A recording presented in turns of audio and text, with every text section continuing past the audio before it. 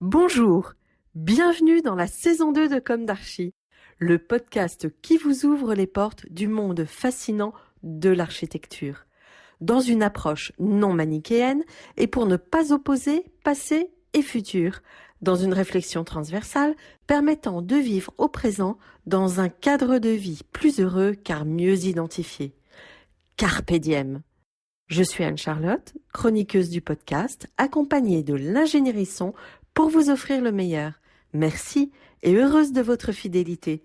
Maintenant, place au talent. Bienvenue dans Comme d'Archi. Chers auditeurs, ravis de vous retrouver aujourd'hui en compagnie de l'agence Leclerc et Associés. Bonjour François Leclerc. Bonjour. Bonjour Paul Lègle. Bonjour. Vous êtes tous deux associés de l'agence, on va en dire davantage tout à l'heure. François Leclerc, on ne vous présente plus, votre agence est emblématique et vous en êtes le père. Car Leclerc et Associés compte aujourd'hui parmi les grandes agences françaises.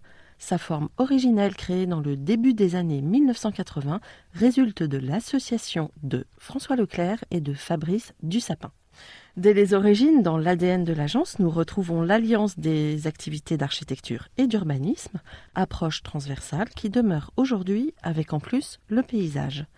En 2019, François Leclerc, architecte urbaniste, devient Leclerc Associé avec l'intégration d'Anne-Claire Eberhard, Alexandre Sfintesco, Charles Gallet et vous-même, Paul Lègle, à la direction de l'agence.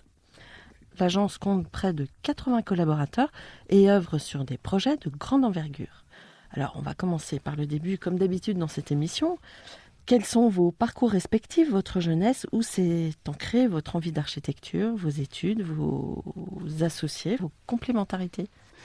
Ce qui est intéressant, c'est que entre le moment où on a commencé à prendre rendez-vous pour cette interview, on a une personne qui est partie raconter ses propres aventures, Alexandre Fintesco, qui a monté son agence à la suite du confinement. Le confinement a eu des répercussions incroyables. Et du coup, c'est vrai que l'agence, elle s'est constituée depuis longtemps comme un collectif. Donc, dans un collectif, il y a des personnalités qui rentrent et qui sortent, qui participent pendant un temps. Et du coup, ce collectif, finalement, il s'incarne autour d'une méthode qui est insufflée par François Leclerc. Mais du coup, c'était pour reprendre un petit peu qui était autour de François aujourd'hui et qui le sera demain. D'accord. Alors, François Leclerc, votre envie d'architecture, vous vous souvenez quand... Alors écoutez, moi j'ai passé mon bac, je crois, en 72. Donc c'était les années 70 un peu folle et un peu extraordinaire du point de vue idéologique. Donc ça correspond à ce désir de convergence entre des passions du moment. C'est-à-dire il y avait tout ce qui est de l'ordre du social. En plus de ça, moi j'ai toujours une fascination pour les sciences techniques, les mathématiques, la physique, etc. Donc il y avait une convergence entre le politique, le réel, la mise en équation de tout ce qui nous semblait important à ce moment-là. C'est-à-dire les luttes urbaines, pour parler simplement, les luttes pour vivre mieux, et la fabrication de la ville semblait une matérialisation possible par rapport à de l'idéologie. Oui. C'était l'époque des villes nouvelles. C'était l'époque, c'était un peu après. Enfin, ouais. Les villes nouvelles étaient un peu avant. Ça s'est construit beaucoup pendant ce moment-là. On ne peut pas dire que ce soit ça qui m'ait tellement porté. Ouais. Les villes nouvelles correspondaient à un événement très 5e République. C'est-à-dire, c'était la Datar, c'était ces grands événements nationaux sur lesquels on a retravaillé après, à travers la Grande Motte, etc. Donc c'était effectivement peut-être de regarder la fabrication de la ville peut-être d'une autre manière que celle venant d'en haut, un peu moins colbertiste, quoi. Donc les luttes urbaines à l'époque, c'était plus en rapport avec ce qu'on connaîtrait maintenant, à travers un rapport avec plutôt le socle, le bas. Quand je dis le bas, c'est bottom-up, si vous voulez. C'est plus en rapport avec la ville réelle. D'accord.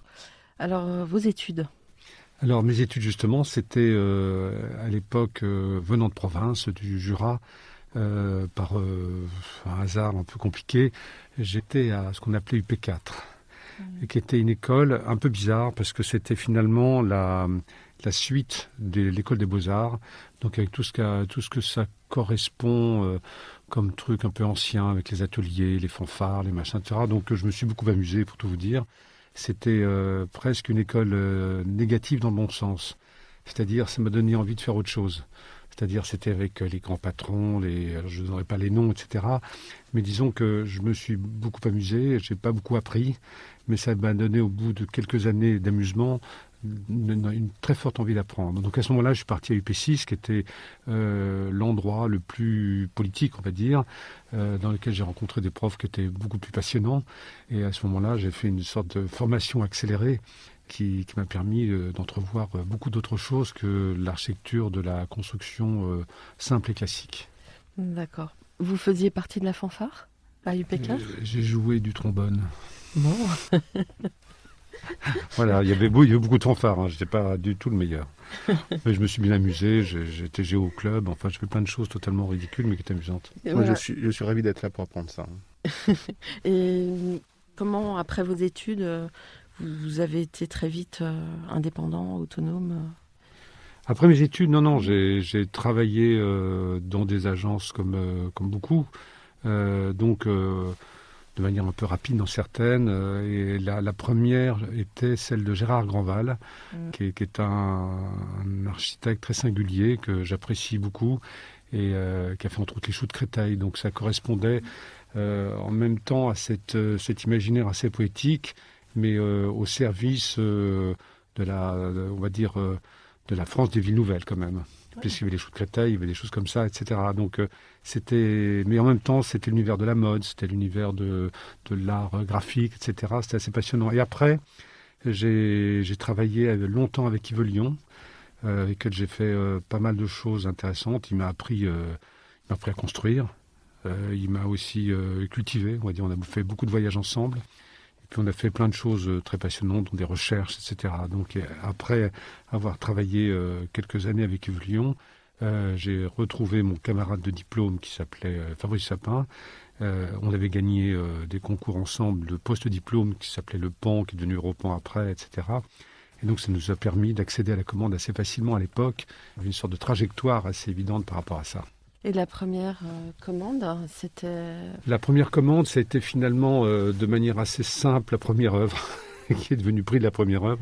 C'était un petit immeuble de logement qui se trouve dans le 13e arrondissement, qui existe toujours, qui a été rénové, j'ai vu récemment, et qui était un immeuble très intéressant parce que il y avait une maîtrise d'ouvrage géniale à l'époque, qui avait envie de faire différent. Alors après, l'agence a fait du chemin. Paul Lègle, vous incarnez la transmission ? Oui, alors avec aussi donc Charles Gallet, qui n'est pas avec nous aujourd'hui, avec Anne-Claire Hébrard. Ouais. Donc oui, tout à fait. Alors moi, ça fait 20 ans que je suis à l'agence. Donc j'ai cheminé beaucoup aussi dans ma tête au sein et aux côtés de l'agence et aux côtés de François. Écoutez, vous faites très jeune. Vous parlez à qui là ? Et donc 20 ans à l'agence et vos études, pareil, cette envie d'architecture, comment ? Alors l'envie d'architecture, je dirais qu'elle est née avant les études.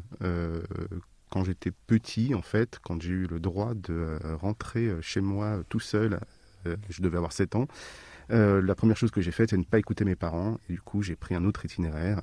Et tous les jours, je passais devant une grande vitrine dans laquelle il y avait une table d'architecte, avec un architecte derrière qui dessinait des choses que je ne voyais pas, avec des dessins magnifiques qui étaient au mur. Alors, ce n'était pas François qui était à la table. Mais du coup, voilà, donc une fois, un jour, il y a un monsieur barbu qui est sorti, qui m'a invité à rentrer dans sa tanière, et je l'ai fait. Bien sûr, je n'avais pas le droit de le faire, je l'ai fait. Et je crois que là, j'ai vraiment eu, enfin, je m'en souviens encore, j'ai eu une vraie émotion par rapport à ces dessins qui, à la fois, étaient beaux et qui avaient du sens. Voilà. Donc ensuite, il s'est passé quand même pas mal de temps. J'ai eu une formation très scientifique. Et pour moi, en fait, l'architecture, que je ne connaissais pas du tout, c'était un métier d'artiste. Donc j'ai commencé mes études d'ingénieur dans le bâtiment. Et puis, en fait, au bout d'1 an, 2 ans, plus ça avançait, plus j'étais intimement persuadé qu'il était nécessaire pour moi de devenir architecte.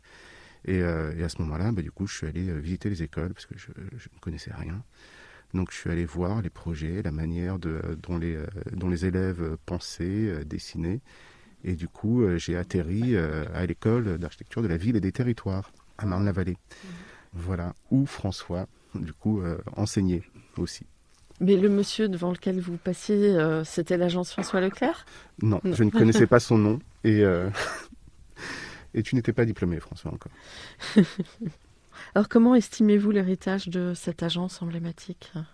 Alors moi, je dirais que ce que m'a apporté en fait François, c'est, je dirais, le goût du récit, le goût de la narration, c'est-à-dire raconter des histoires. Quand on fait un projet, chaque projet est une nouvelle histoire qu'on raconte, alors sous des approches différentes, mais voilà, sous l'angle du territoire, parce qu'on est une agence qui travaille sur des échelles très variées, sous l'angle du grand paysage, sous l'angle du site que l'on parcourt quand on commence un nouveau projet, et des émotions qu'on peut ressentir par rapport à un bâtiment, un matériau, un patrimoine, et puis voilà, et puis aussi des aventures techniques, des explorations.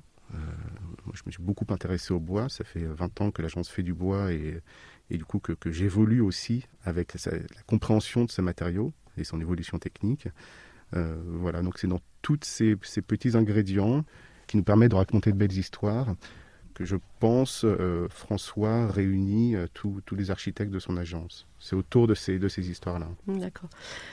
Est-ce qu'aujourd'hui, vous avez le sentiment, l'un et l'autre, vous allez trouver ma question complètement ridicule, d'avoir accompli ce que vous imaginiez à la sortie de l'école ? Oui, il est ridicule.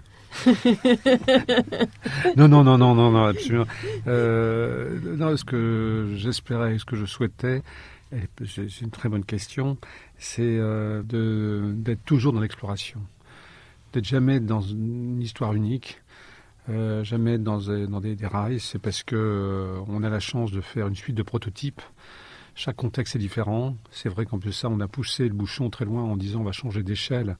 Ça, c'était plutôt une sorte de passion presque personnelle, de dire il y a les bâtiments, mais il y a la ville qui va avec. Il y a des territoires très larges. Il y a plein de questionnements politiques et sociaux par rapport à ça.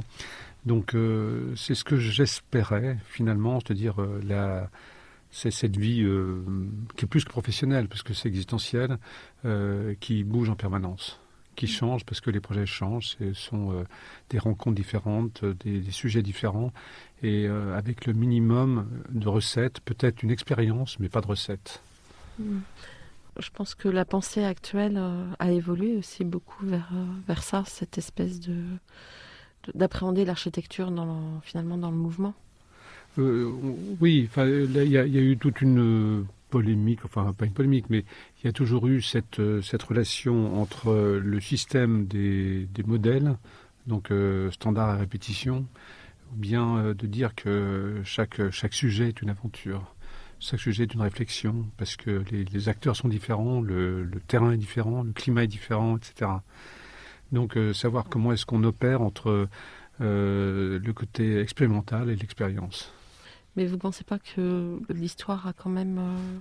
Les modèles, c'était beaucoup les années 70, il y avait de l'expérimentation. Il y avait la politique des modèles qui était portée par Chalandon. Ouais. Donc c'était effectivement une époque. Mais le système de modèles, dans la tête des gens, c'est fortement reproduite. Enfin, ça existe très fortement. C'est-à-dire, on voit beaucoup d'architectures qui se ressemblent.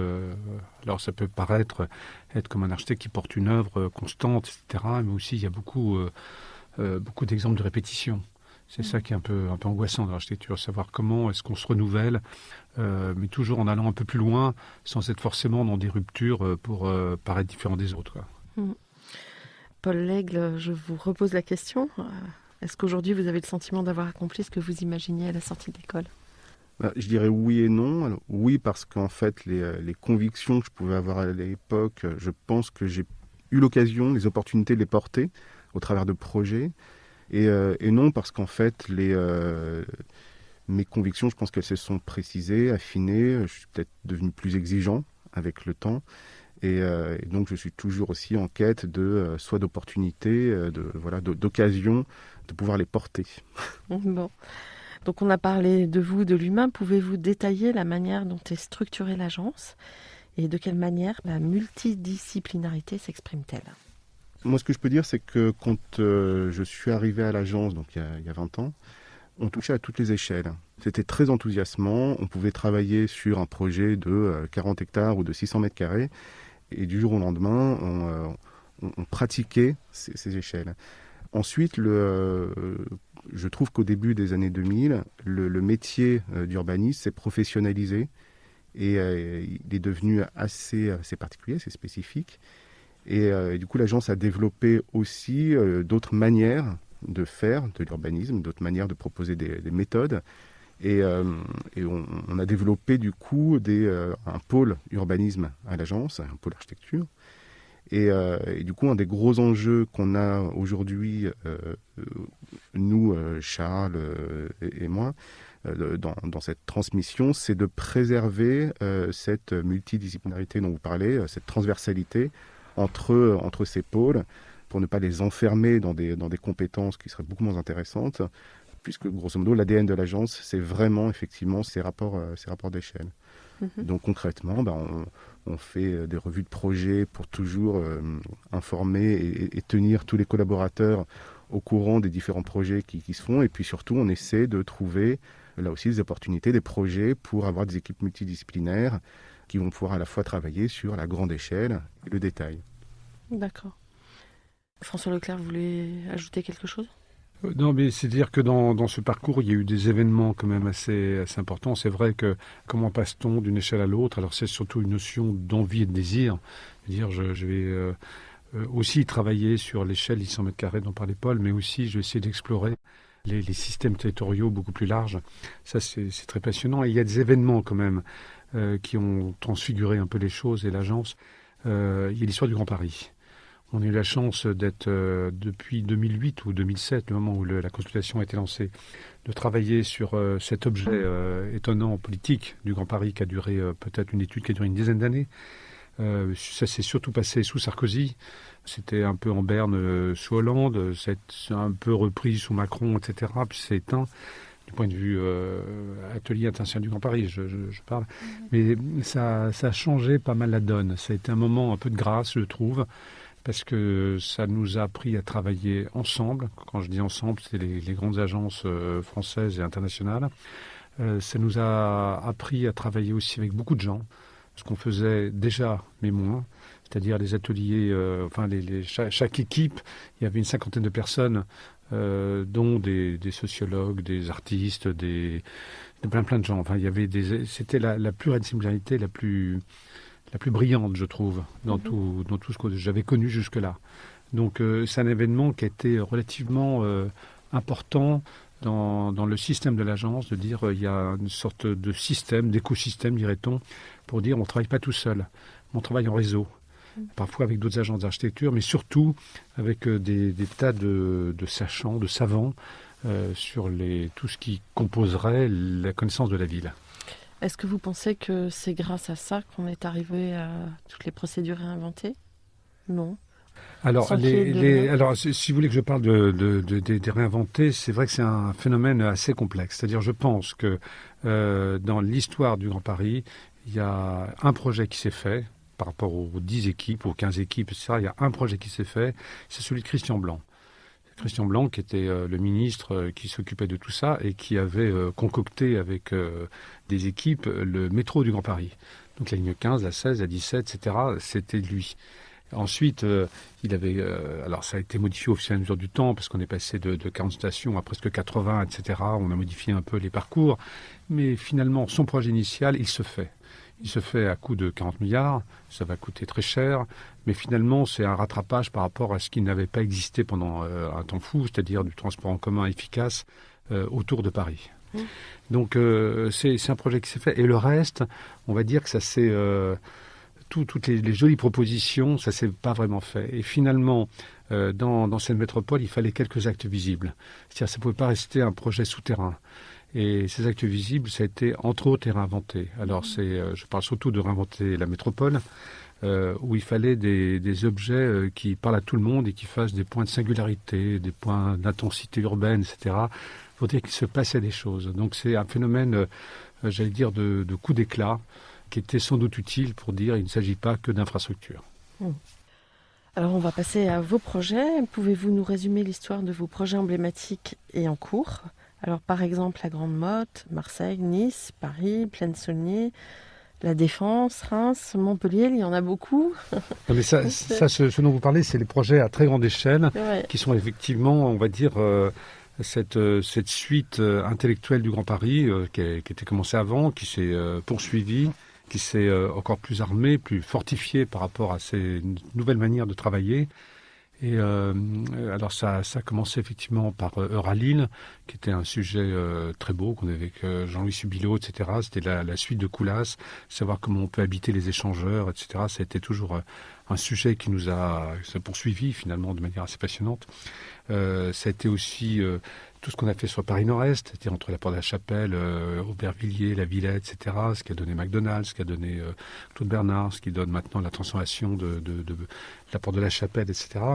Ensuite, ça a été plein de sujets, dont Euromed, qui est un sujet très passionnant, c'est-à-dire cette relation entre cette ville active qui se trouve à l'arrière du panier, je ne sais pas si vous voyez à peu près, c'est-à-dire là où il y a la tour de Nouvelle, la tour de Zahadid, etc.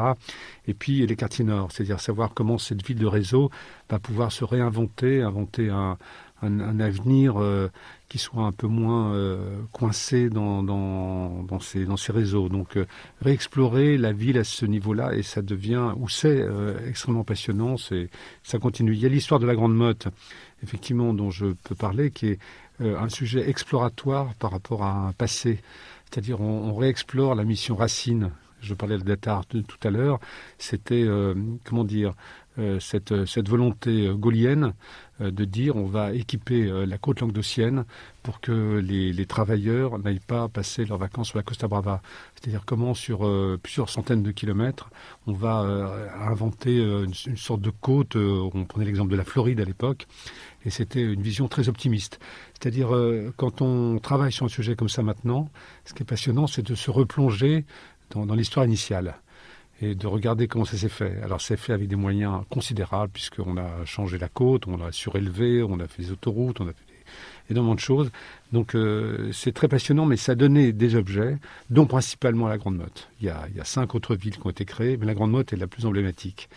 Et finalement, ce qui est très beau, ou très bien, c'est que cette Grande Motte, elle est très aimée par les habitants. Elle est aussi aimée par des tas de gens maintenant. On est passé de la Grande Motte, la Grande Moche qui a été décriée, maintenant c'est la Grande Mode. Mais maintenant, on a fait des concertations avec 1500 personnes pour une ville où il y a 10 000 habitants en temps permanent. Et ces concertations, c'était extraordinaire parce qu'on sentait tout l'amour d'une ville par rapport à une architecture moderne, une architecture qui avait une volonté d'être différente. Donc on est porté par ça, par une sorte de volonté d'une ville qui doit bien sûr continuer à se développer, parce qu'une ville qui s'arrête, elle meurt, continuer à se développer, mais avec un amour de ce qui s'est passé précédemment à travers cet architecte étonnant qui s'appelait Balladur, et qui a fabriqué cette forme. Comment s'est concrétisé à la Grande Motte votre travail? Je crois que vous avez travaillé avec Franck Boutet dessus. On a travaillé avec une équipe. Là, je prenais à chaque fois, on fait des équipes très larges avec des paysagistes, avec Franck Boutet qui travaille sur l'environnement. On avait travaillé principalement avec lui sur l'ensemble de la métropole de Montpellier pour savoir comment ces territoires. Montpellier, c'est une ville qui est dans le danger par rapport aux épisodes Cévenol, les pluies, les débordements, etc. Donc savoir comment on pouvait, à l'échelle d'une métropole, donc à travers 30 communes qui se rassemblaient, savoir comment est-ce qu'on pouvait répondre à cette notion de risque.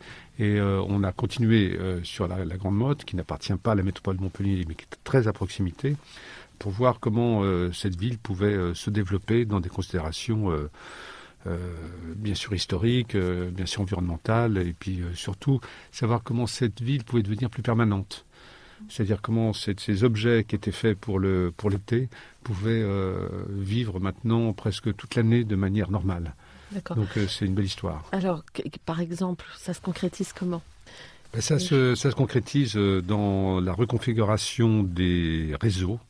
La Grande Motte, c'était l'époque effectivement de la voirie automobile surabondante, c'est-à-dire et tout convergeait vers le port, c'est-à-dire comment le port, que l'on transforme aussi pour le faire encore plus grand, plus beau, le faire encore plus qui puisse résister aux vagues submersives qui peuvent arriver un jour, etc. C'est de dire comment est-ce que la voirie est plus accueillante à tous les modes doux. Donc c'est replacer cette ville dans le contexte actuel d'un rééquilibrage par rapport à la mobilité. Mais c'est en même temps de dire qu'il faut construire d'autres logements. Et là, il y a 500 logements qui sont prévus, et de dire comment est-ce qu'on fabrique des logements beaucoup plus grands. Les logements de Balladur, ils ont cette qualité étonnante de forme que l'on connaît, qui sont un peu dans la géomorphologie, de dire que ça va ressembler peut-être aux montagnes qui sont dans le fond, le pic Saint-Loup, etc. Mais c'était surtout des tout petits logements, comme on avait fait peut-être aux Arcs, etc., des tout petits trucs pour les vacances qui sont difficilement modifiables. Il faut aussi copropriété, etc., c'est très compliqué.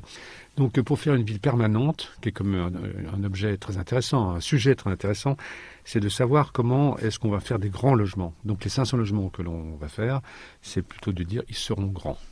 Ils seront alors à vue sur mer, etc., garder toutes ces qualités d'espace extérieur, etc., mais pour pouvoir accueillir des familles toute l'année.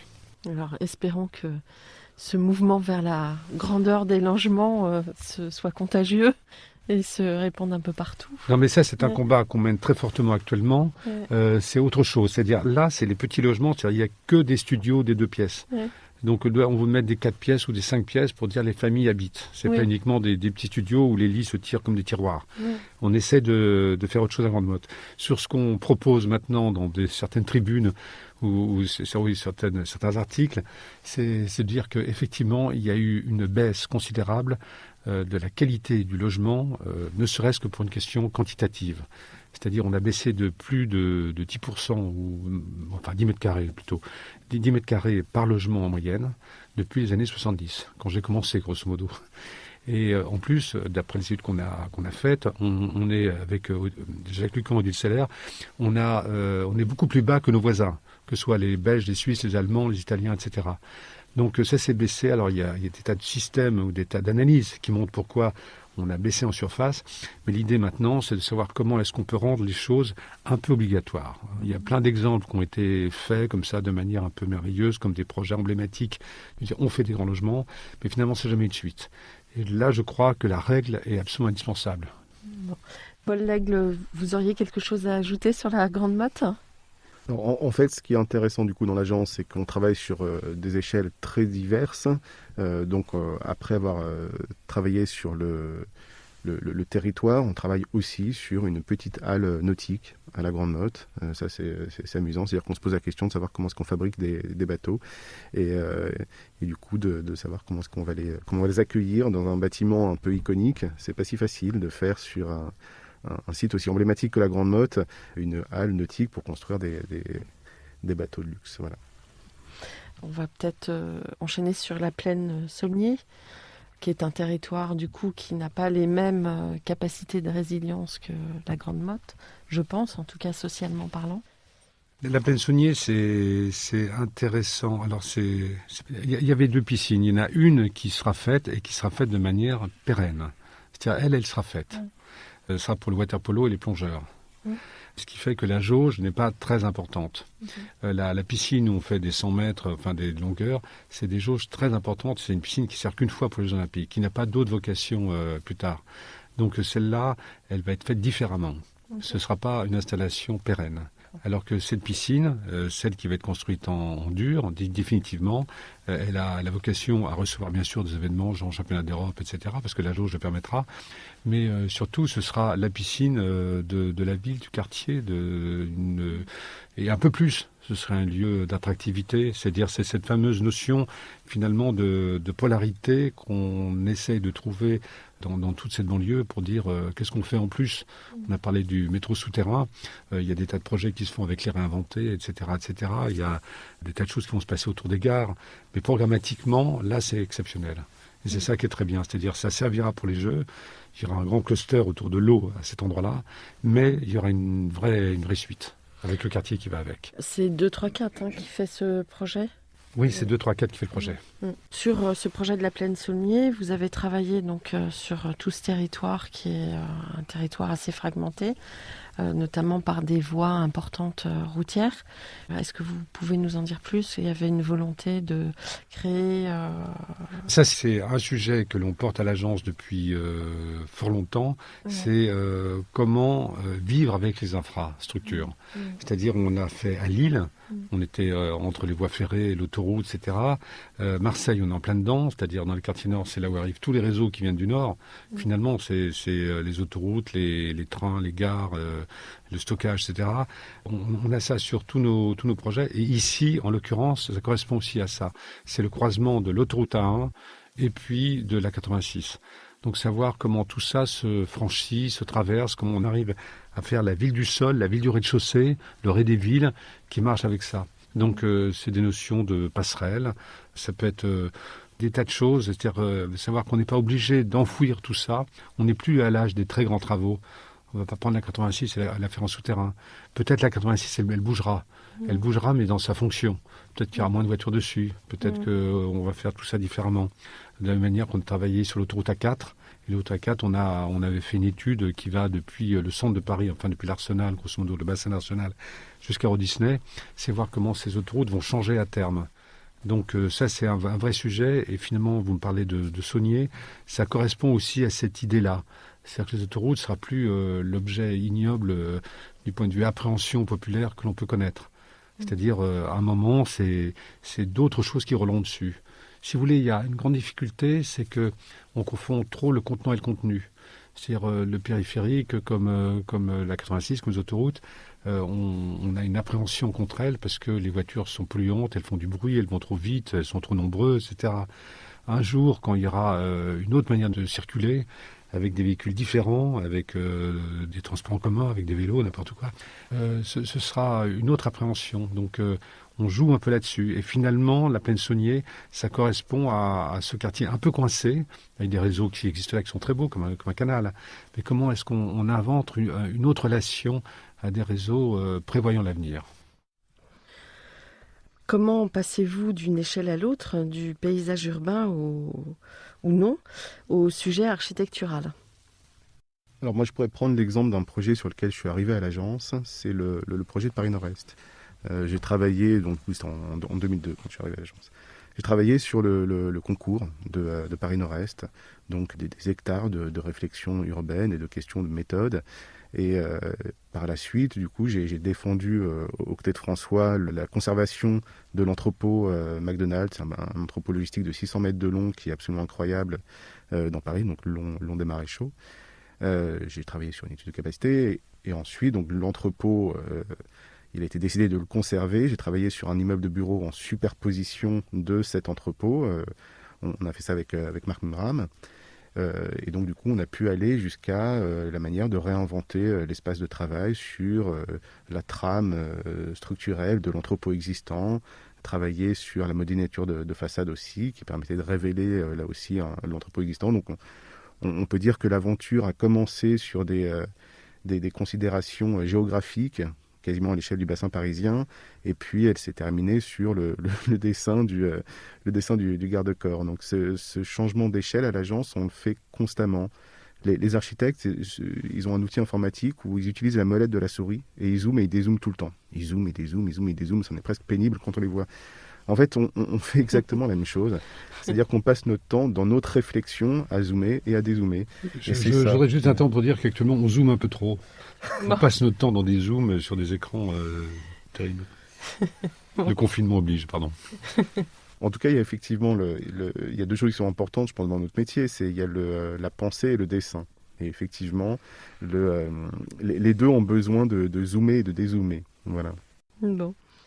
Vous avez choisi de développer la filière bois pour baisser l'impact carbone très probablement. Pouvez-vous nous parler du projet Arboretum et aussi vos autres projets, du coup à l'échelle architecturale ? Je vais juste faire une petite introduction là-dessus qui m'intéresse parce que c'est le rapport entre la très grande échelle et les constructions bois que l'on fait. C'est-à-dire, quand on avait travaillé sur le Grand Paris, on avait beaucoup travaillé sur le climat, qui devient encore plus évident aujourd'hui. Et cette notion de dire que la ville nature à grande échelle a une incidence sur le climat d'une métropole, on l'avait calculé avec les grosses machines informatiques de Météo France.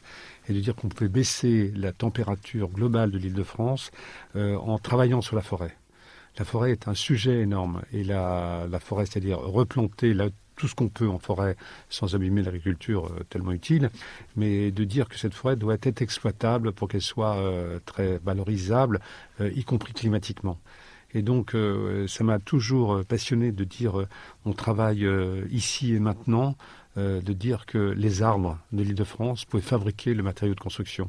C'était toujours dans le rapport que de telle manière qu'on utilisait la pierre à une époque et qu'on l'utilise toujours, et encore, mais que la pierre ne venant pas forcément de Chine, que le bois, il ne viendrait pas forcément ni d'Autriche ni de Finlande, mais il serait travaillé dans l'Île-de-France. Donc il y a une cohérence entre une approche territoriale sur des notions environnementales et climatiques et la construction que l'on fait actuellement, ou les constructions que l'on fait actuellement. Alors, On parlait de ça, notre exploration du matériau bois, elle a suivi aussi tout le parcours de compréhension par tous les opérateurs, que ce soit donc du coup notamment la maîtrise d'ouvrage public au travers de grands équipements. Ce qui est intéressant, c'est que nous, quand on a commencé à faire du bois il y a 20 ans, personne ne connaissait le bois. Il y avait une grande méfiance envers ce matériau qui vieillissait mal, etc. C'était le matériau des chalets et puis un point c'est tout. Et on a commencé du coup l'aventure du bois sur le lycée de Savigny-sur-Orge. Et sur ce lycée de Savigny, c'est un lycée en site occupé, un très gros lycée, il y avait l'opportunité d'utiliser le bois pour une compétence toute bête, c'est qu'il permet une construction propre, une construction silencieuse, et que du coup c'était l'occasion de proposer une autre manière de faire un chantier en site occupé. Et ensuite, quitte à utiliser ce matériau que nous ne connaissions pas, on s'est amusé à en comprendre les spécificités constructives pour du coup proposer des formes, des spatialités particulières. Donc ça, c'était l'exemple de Savigny où on a fait nos petites erreurs parce que c'était les premières fois qu'on utilisait le matériau. Ensuite, on a eu d'autres projets, parce qu'il faut toujours un projet finalement pour concrétiser un petit peu nos aventures, nos réflexions. On s'est posé la question du coup avec l'INSEP. L'INSEP, c'est un pôle sportif dans le bois de Vincennes. Là, on s'est posé la question de la façade zéro traitement, zéro entretien. C'est-à-dire qu'on a des maîtres d'ouvrage qui nous disent « Ouh là là, ça vieillit mal ». On dit « Ok, très bien, on va s'atteler à la tâche ». On s'est adjoint les services, les conseils d'un ingénieur bois, Dominique Calvi, qui est absolument passionnant et qui du coup nous a aussi emmenés sur le bon chemin du bois. Donc à l'INSEP, on a pu développer une façade qui est bien ventilée, qui sèche bien, dans un bois qui est naturel, qui n'est pas traité. Aujourd'hui, on sait que 15 ans après, on retourne sur le site. Le bois n'a pas pourri, il a grisé, il est magnifique, il n'a absolument pas bougé. Et donc ça, c'était l'apprentissage de l'INSEP. Et puis petit à petit, on s'est dit, bon, tout ça c'est intéressant, mais on a commencé à plus se questionner sur la filière bois. C'est-à-dire, qu'est-ce que c'est que de construire en bois aujourd'hui si jamais nous n'avons pas les compétences ou si jamais nous n'avons pas la matière première. François parlait de la matière première, mais en fait, il y a aussi la compétence. C'est-à-dire, comment est-ce qu'on fait aujourd'hui pour que le nombre de projets bois qui arrivent sur la table puisse être fait avec les compétences que nous avons en France. Donc il y a une montée en compétences encore à faire. Donc là, on s'est posé la question sur le lycée de l'île de Nantes. Le lycée de l'île de Nantes, c'est 2014. Sur le lycée de l'île de Nantes, on s'est dit comment est-ce qu'on va aborder du coup le sujet de la filière bois. On s'est rendu compte que, notamment sur toute la question de la façade, il y avait énormément de bois de tempête. Il y avait du bois de tempête qui était impropre à la construction. Donc là, pour le coup, on s'est dit, bon, on a déjà fait la façade zéro traitement, zéro entretien. Alors on va se poser la question de la façade où on va réussir à anoblir le bois. Donc on a réutilisé du coup le bois de tempête pour en faire la façade du lycée de l'île de Nantes. Donc ensuite, le lycée de l'île de Nantes, c'est un bâtiment qui est en structure bois aussi également. Donc là, on a pu inventer aussi et développer d'autres notions. C'est-à-dire que le bois n'est jamais visible. Il est toujours masqué par quelque chose, soit pour le protéger, soit parce qu'il y a des problèmes acoustiques. Et du coup, on ne profite pas du bois. Donc là, l'enjeu de Nantes, on se disait, bon, ça fait quand même plus de 10 ans qu'on fait du bois. On va faire un bois visible dans les salles de classe. Et donc, on a travaillé, on a inventé un système de plancher, un plancher mixte bois-béton, qui comporte en lui-même toutes les vertus acoustiques et qui font qu'on a une sous-face bois structurelle, acoustique, sans aucun ajout et qui se montre comme un domino du coup sur le chantier. Donc ça, c'était une grande satisfaction en fait dans cette évolution de l'appréhension du matériau bois. Et puis vous parliez d'Arboretum. En fait, Arboretum intervient entre guillemets un peu après ces différentes aventures. On s'est dit voilà, dans le bureau, qu'est-ce qui nous reste à explorer sur le bois? Aujourd'hui, le bois dans le bureau, c'est un système de mécano. Le bois, c'est des poutres, des planchers à solives, etc. C'est dans notre univers un matériau qui est très expressif dans sa construction et qui, du coup, génère aussi beaucoup d'épaisseur dans les planchers, qui font que ça freine aussi beaucoup de maîtres d'ouvrage, qui sont aussi pas forcément très lumineux, parce qu'on a beaucoup de poutres, etc. Les poutres, c'est des zones d'ombre, entre guillemets. Donc là, on a développé sur Arboretum un système de bureau avec un matériau qui s'appelle le CLT. C'est du bois lamellé croisé, c'est-à-dire que c'est des grandes planches de bois. Et on a développé une coupe constructive pour que cette sous-face puisse, être révélée, visible, qu'on puisse en profiter, et qu'elle file jusqu'à l'extérieur, c'est-à-dire qu'il n'y ait pas d'obstacle à la lumière. Donc on a pu l'expérimenter, puisque du coup c'est un chantier qui est en cours. On a construit un pavillon à Nanterre, voilà, tout à fait. On a construit un pavillon témoin de 600 mètres carrés pour justement consolider un petit peu les recherches que nous avions faites sur cette coupe presque technique du bois. Les utilisateurs du RERA le voient, non? Ce pavillon témoin, c'est ça? Tout à fait. Oui, il est... Non, mais c'est surtout sur Arboretum, donc c'est un sujet qui est doublement passionnant. Il y a cette aventure du bois qu'on pousse à chaque projet, mais en plus de ça, il y a une nouvelle manière de travailler. Donc ça n'a pas forcément une relation avec le mode de construction, mais l'échelle était importante. La possibilité d'être en relation avec la Seine, avec un jardin, avec la nature, était très, très porteuse. Donc c'est des bureaux où l'extérieur est prédominant. C'est-à-dire tous les étages sont en relation avec des grandes terrasses. Les terrasses se relient entre elles par un système d'escalier. Tout ça va vers un jardin, tout ça va vers la Seine. Donc c'est un sujet où finalement le travail, non pas dans un sous-sol, non pas à l'intérieur, dans des choses extrêmement normées, mais on est dans la réinvention d'un système où travailler est plus nomade, même à l'intérieur des murs, même à l'extérieur, même dans le jardin, etc. Donc dans ces considérations actuelles où on parle tous avec des masques comme ça, c'est aussi une autre manière de faire, de dire je me promène dans le bâtiment et dans le jardin. Mais là, vous aviez un terrain de jeu assez considérable. C'est pour ça qu'avant que ce soit une question technique, c'était quand même déjà pour le coup un vrai questionnement urbain. C'est 12 hectares. Le site, sur ces 12 hectares, il y a 9 hectares d'ensemble tertiaire et 6 hectares de parc. Donc on est à 2 pas de la Défense, en train de se poser la question de savoir qu'est-ce que c'est que de travailler aujourd'hui, qu'est-ce que c'est que de créer une densité active d'espaces de travail, quelle est la place de ces grands ensembles qui peuvent être perçus comme des isolats dans la ville.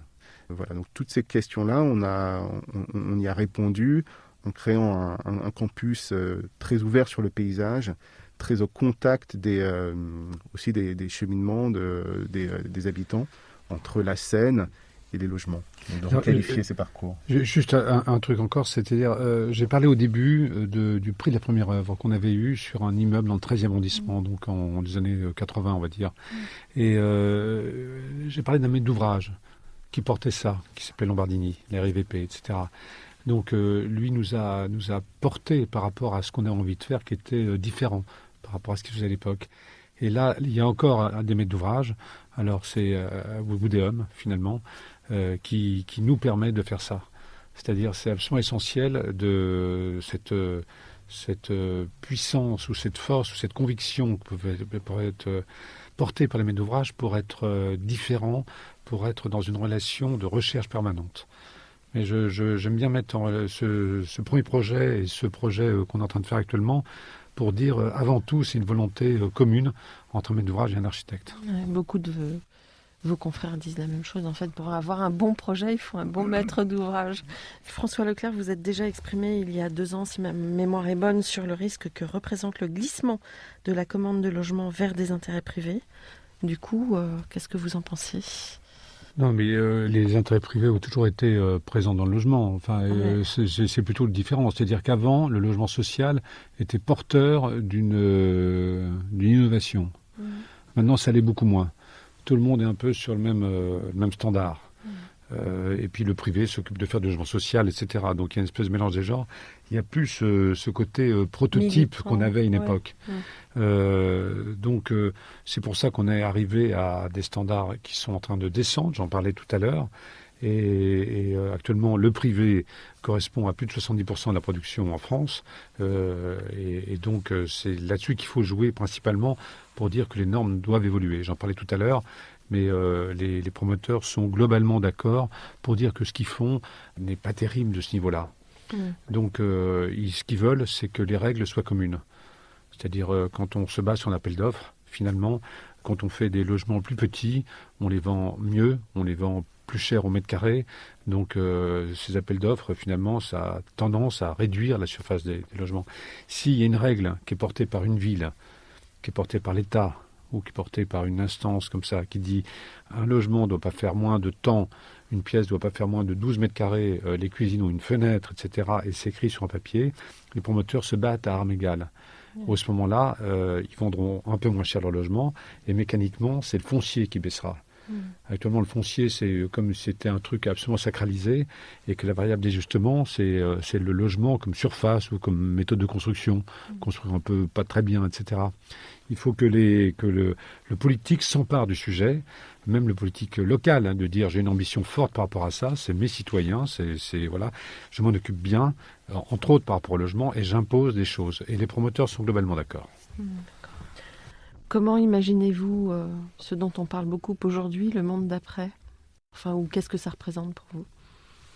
Est-ce que c'est pas l'opportunité, justement, le monde d'après, de pouvoir faire évoluer, justement, les mentalités et les règles dont parlait François, c'est-à-dire que finalement, peut-être que cette crise sanitaire, c'est un électrochoc et qu'on peut remettre en question certaines choses, mais il n'y a pas que le logement qu'on peut remettre en question. Il y a encore beaucoup de nouveaux usages à inventer, à développer dans notre manière de travailler, notre manière d'apprendre, d'enseigner.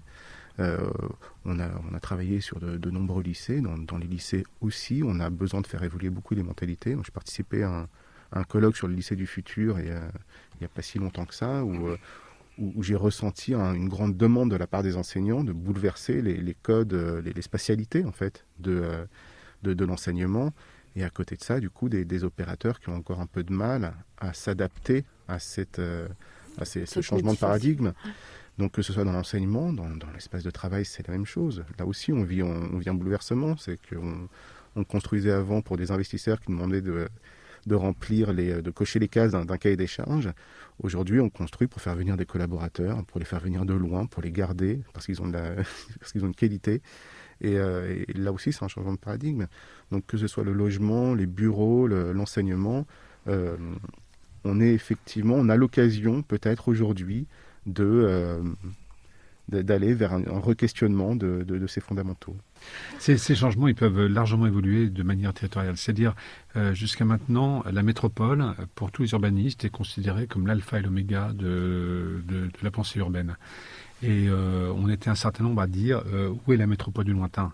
Qu'est-ce qu'elle devient ? Alors on a été rattrapé par la crise des Gilets jaunes qui disait nous, dans nos ronds-points de je sais pas où, de l'Oise, de la Seine-et-Marne ou du Perche, etc. Qu'est-ce qu'on devient au milieu de tout ça quand le seul intérêt c'est de fortifier ce qui marche quand même un peu le mieux, même s'il y a plein de crises à l'intérieur. Et de dire que maintenant une sorte de de relation à ces espaces naturels dans lesquels, parce qu'on sait travailler en Zoom, ou bien on veut travailler différemment, ou bien on veut travailler moins, on veut plus être dans ce stress de ces villes trop chères où la circulation n'est pas terrible, etc., et trop polluée.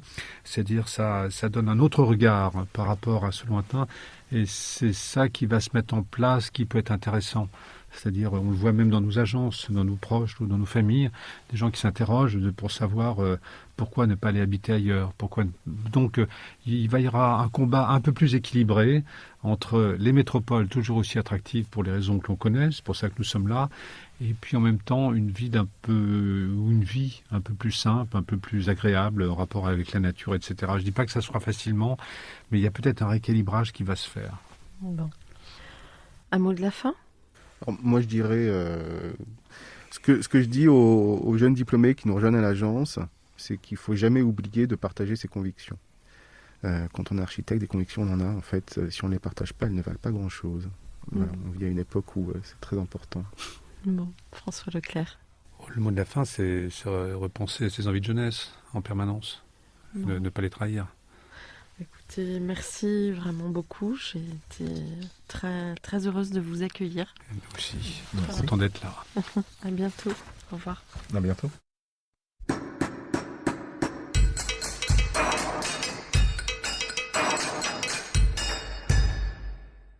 Chers auditeurs, merci pour votre écoute. N'oubliez pas de retrouver nos sujets en avant-première sur Instagram à l'adresse Comdarchi Podcast, COMDARCHI Podcast. Si vous aimez ce podcast, favorisez sa diffusion en lui donnant 5 étoiles sur Apple Podcast, plus un petit commentaire, ou sur votre plateforme de podcast favorite. Et surtout, abonnez-vous pour écouter tous nos épisodes gratuitement. À bientôt, et d'ici là, prenez soin de vous.